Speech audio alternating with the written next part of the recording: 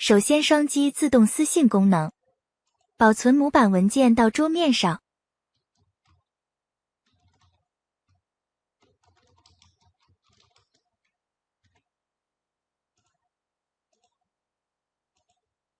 双击打开模板文件，如果双击打不开模板文件，可以安装微软的 Excel 软件即可。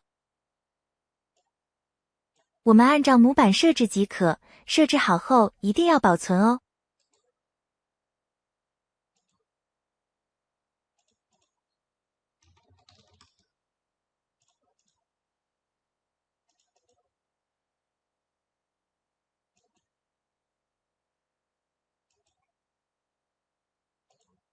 左边对勾可以选择要操作的账户，接下来导入模板即可。